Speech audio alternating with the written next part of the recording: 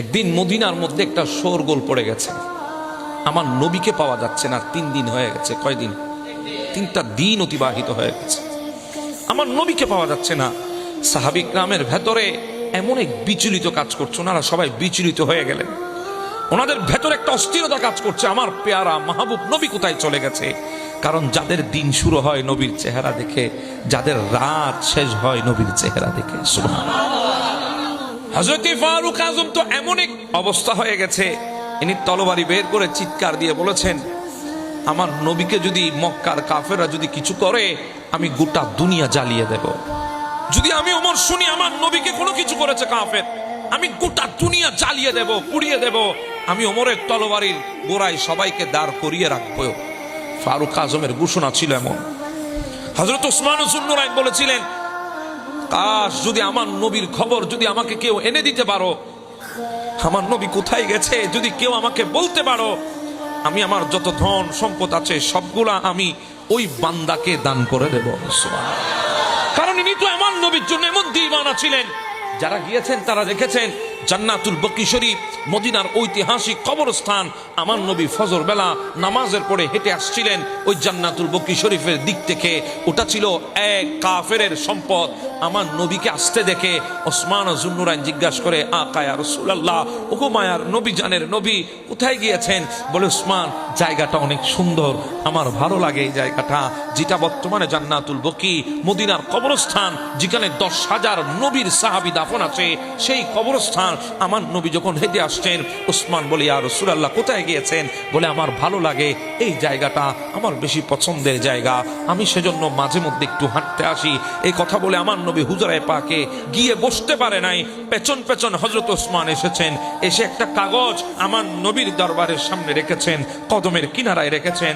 আমার নবী বলে, কিসের কাগজ রে ওসমান? বলে, ইয়া রাসূলুল্লাহ, যে জায়গাটা আপনার ভালো লাগে বলেছেন, সেটা কিনে নিয়ে এসেছি আপনার জন্য। সুবহানাল্লাহ।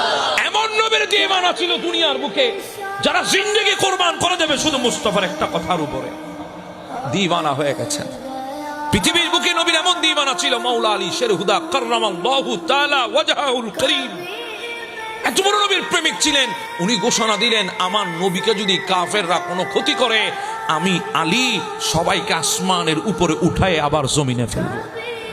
আমার সমস্ত তাকত তাদেরকে আমি দেখাবো। আল্লাহ আমাকে আসাদুল্লাহিল গালিব বলেছে, আমি আল্লাহ সিংহ, সেটা আমি দেখিয়ে দেব তাদেরকে। এভাবে সাহাবীরা দিওয়ানা হয়ে গেছে।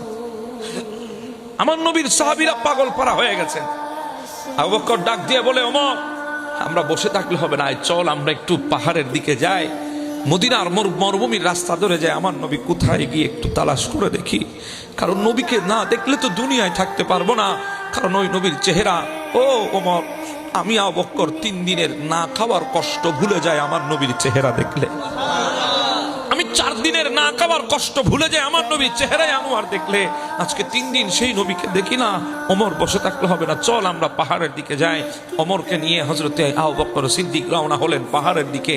কদ্দূর যাওয়ার পর এক রাকাল বসে আছে। রাকালকে জিজ্ঞাসা করো, রাকাল, আমার নবীকে দেখেছো? রাকাল বলে, আপনার নবীকে? বলে, তুমি চিনো না মদিনার সুলতানকে? তুমি চিনো না আল্লাহর পেয়ারা মাহবুবকে? বলে, আমি নাম শুনেছি, কখনো তোনাকে দেখি নাই, আমি তোনাকে চিনি না, কিন্তু নাম জানি। সবাই ওনার নাম বলে, সবাই ওনার কথা বলে, কিন্তু আমি অদম তো কখনো দেখি নাই। কিন্তু আমি উনি কে সেটা আমি জানি না, তবে একজনের ব্যাপারে আমি বলতে পারবো। বলে, কে সে? বলে, তিনি কে আমি জানি না, তবে আজকে 3 দিন হয়ে গেছে, ওই পাহাড়ের চূড়ায় ছোট্ট একটি গুহা আছে, ওই গুহার ভেতরে সিজদায় পড়ে শুধুমাত্র 2টা শব্দের মধ্যে গোটা 3 দিন কাটিয়ে দিয়েছে। 2টা শব্দে জবান থেকে বের হয় আর চিৎকার করে করে কাঁদে। যান, একটু কষ্ট করে ওনাকে ওখান থেকে নিয়ে যান। আপনাদের নবী যদি হয় তাহলে তো নিয়ে যাবেনই, নবী না হলেও নিয়ে যান। কেন? বলে, উনি ওই পাহাড়ের ছোট গুহার মধ্যে 3 দিন ধরে কাঁদে। ওনার কান্নার আওয়াজে আমার এই ছাগলের পাল, আমার এই ভেড়ার পালগুলা পর্যন্ত কান্নাকাটি শুরু করেছে। এদের জবান থেকে আওয়াজ বের হচ্ছে মানুষের মতো কান্নার আওয়াজ, আর এরাও 3 দিন পর্যন্ত খাবার বন্ধ করে দিয়েছে। ওনার কণ্ঠের সাথে কণ্ঠ মিলিয়ে আমার পশুগুলো আজকে 3 দিন ধরে কাঁদছে। যান, আপনারা গিয়ে ওনাকে নিয়ে যান। শুধু 2টা শব্দের মধ্যে উনি 3 দিন সিজদায় আছে। বলে, কি শব্দ? বলে, উনি বলছেন, রব্বি গফির লিকওমি রব্বি হাবলি উম্মতি। এই 2টা শব্দই জিন্দেগি কাটায়। ওমর ডাক দিয়ে বলে, আবু বকর, এটা কেউ নয়, কেউ নয়, আমাদের দিলের জান, প্রাণের প্রাণ, আমাদের মায়ার মাহবুব নবী ওখানে সিজদায় পড়ে কাঁদতেছেন। সুবহানাল্লাহ। আর কেউ নয়, সেটা আমার মাহবুব নবী। দৌড় দিয়েছেন ওমর, দৌড় দিয়েছেন আবু বকর, গিয়ে দেখছে ঠিকই আমার নবী সিজদায় পড়ে দুইটা শব্দের মধ্যে, রব্বি গফির লিকওমি, আল্লাহ তুমি আমার কওমকে ক্ষমা করে দাও, রব্বি হাবুলি উম্মতি বলে বলে আল্লাহর দরবারে কাঁদছে উম্মতের জন্য। আবু বকর গিয়ে আমার নবীর সিজদার মধ্যে মাথা নিচু করে নবীর কানের মধ্যে টুট্টা লাগিয়ে দিয়েছেন। ইয়া রাসূলুল্লাহ, উঠেন, আর কান্না করবেন না। নবী গো, আপনার কান্না হৃদয় সহ্য হয় না। নবী মানুষ তো দূরের কথা, পশু পাখি আপনার কান্না সহ্য করতে পারে না। ওই রাখালের ছাগলের পালও কাঁদে, ওই রাখালের ভেড়ার পালগুলোও কাঁদে। ইয়া রাসূলুল্লাহ, এত দয়া বুঝি উম্মতের জন্য আপনার।